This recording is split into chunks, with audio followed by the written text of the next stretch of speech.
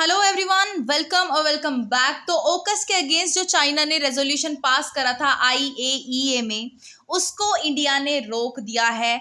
Similarly जैसे China UN में हमारे रेजोल्यूशंस को रोकता है अपना वीटो पावर यूज करके। लेकिन इससे आप ये मत समझ लेना कि इंडिया ने बस ये अपना बदला लेने के लिए करा है और मतलब ये स्टैंड सही नहीं लिया। ये डिस्कस करेंगे और आपको ये पता भी चल जाएगा कि इंडिया का जो डिसीजन था ये रेजोल्यूशन रोकने का, वो बिल्कुल सही था। So without further ado let's discuss this news in detail. International atomic energy agency में जो ओकस के अगेंस्ट रेजोल्यूशन पास करा था चाइना ने, वो अब विदड्रॉ कर लिया है और इसका क्रेडिट पूरा इंडिया को जाता है, क्योंकि इंडिया ने काफी मेहनत करी है बाकी कंट्रीज से बात करने में, ताकि वो इस मुद्दे पर अपना एक क्लियर स्टैंड ले सके। देखो यहाँ दो चीजें आई हैं, आईएईए और दूसरा ओकस। जिसको पता है वेल एंड गुड, जिसको नहीं पता वो मैं ब्रीफ में एक्सप्लेन कर देती हूँ। इंटरनेशनल एटॉमिक एनर्जी एजेंसी एक इंटर गवर्नमेंटल ऑर्गेनाइजेशन है जो कि प्रमोट करता है peaceful use of nuclear energy, और ये इनहिबिट करता है यानी कि रोकता है न्यूक्लियर एनर्जी का यूज मिलिट्री पर्पस के लिए। न्यूक्लियर वेपन्स भी यानी कि इसमें ही इंक्लूड होते हैं। देखो हिरोशिमा नागासाकी इंसिडेंट के बाद सारी कंट्रीज काफी एक्टिव हो गई थी, क्योंकि जो तबाही हुई थी ना एक एटॉमिक बॉम्बिंग से, वो बेहद अपसेटिंग थी। इवन आज तक वहां के लोगों को उसका जो इफेक्ट है वो देखने को मिलता है। और उसके बाद दुनिया भर की ट्रीटी साइन हुई कि कोई भी कंट्री न्यूक्लियर वेपन का यूज नहीं करेगी, और उसी के चलते आईएईए का फॉर्मेशन हुआ था 1957 में, और जो हिरोशिमा नागासाकी इंसिडेंट हुआ था वो हुआ था 1945 में। वैसे तो ये ऑर्गेनाइजेशन जो है यूनाइटेड नेशंस के सिस्टम्स को फॉलो करता है, लेकिन ये गवर्न करी जाती है इसी की फाउंडिंग ट्रीटी के हिसाब से। दूसरा जो आईएईए है ये रिपोर्ट करता है जनरल असेंबली और सिक्योरिटी काउंसिल को यूनाइटेड नेशंस की। इसके हेडक्वार्टर्स हैं वियना ऑस्ट्रिया में। ओके, ये थोड़ी सी इंफॉर्मेशन है इंटरनेशनल एटॉमिक एनर्जी एजेंसी के बारे में। एब्रीविएशन अगेन आईएईए, फॉर्मेशन 29 जुलाई 1957, और इंटरनेशनल ऑर्गेनाइजेशन है, एक्टिव है अभी भी, हेडक्वार्टर्स के वियना ऑस्ट्रिया में है, और मेंबर्स हैं इसके 175। आईएईए के डायरेक्टर जनरल है राफेल ग्रोसी। ओके, अब अगर मैं ओकस की बात करूं, देखो ओकस में आपको 3 कीवर्ड्स मिलेंगे, ए, यूके, देन यूएस। मतलब ये 3 कंट्रीज का सिक्योरिटी पैक्ट है। Australia, A for Australia, UK United Kingdom, and then US USA, right. ये साइन हुआ था 15 सितंबर 2021 को इंडो पैसिफिक रीजन के लिए, ठीक है। इस पैक्ट के अंदर जो यूएस और यूके हैं वो ऑस्ट्रेलिया को भेजेंगे न्यूक्लियर पावर्ड सबमरीन्स। अब आप बोलोगे ये तो पैक्ट का यानी आईएईए के जो रूल्स हैं उनके खिलाफ हुआ, तो नहीं, ऐसा नहीं है।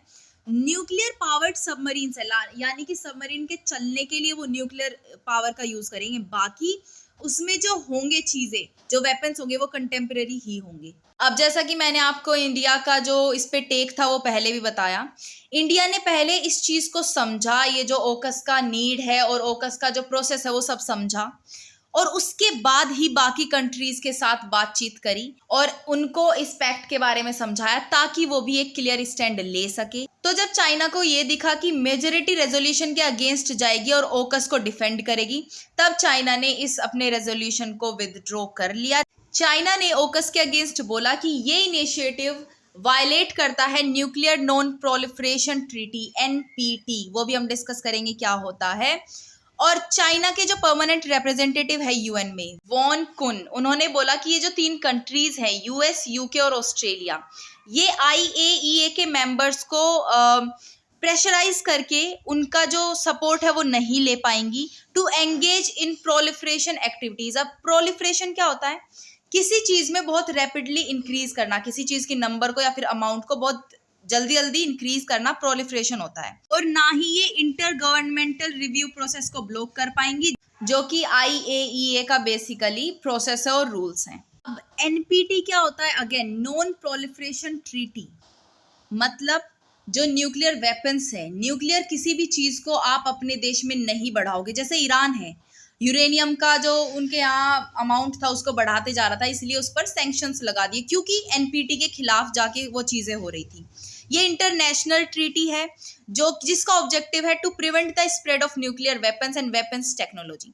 न्यूक्लियर वेपन्स का स्प्रेड फैलना प्रिवेंट करेगा यानी कि रोकेगा, और to promote cooperation in the peaceful uses of nuclear energy, यानी कि न्यूक्लियर एनर्जी का जो यूज होगा वो पीसफुल तरीके से होगा, अच्छे कामों के लिए होगा, ना कि दूसरी कंट्री को या फिर दूसरे लोगों को बर्बाद करने के लिए। एनपीटी 1968 में ओपन हुआ था फॉर सिग्नेचर्स, और ये ट्रीटी फोर्स में आई थी 1970 को।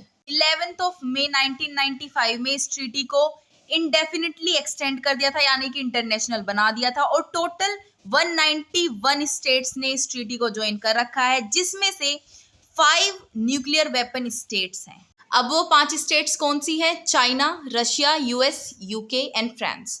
अब आप बोलोगे इंडिया के पास भी तो है, तो इंडिया ने ये ट्रीटी कभी साइन ही नहीं करी है, इसलिए इंडिया का नाम यहाँ पे नहीं है। ओके, तो ऑल इन ऑल चाइना का जो रेजोल्यूशन था उसको इंडिया ने बहुत ही सक्सेसफुली रोक दिया है, और यूके, यूएस, ऑस्ट्रेलिया का साथ दिया है इस चीज में, और उन लोगों को ये चीज देखनी चाहिए।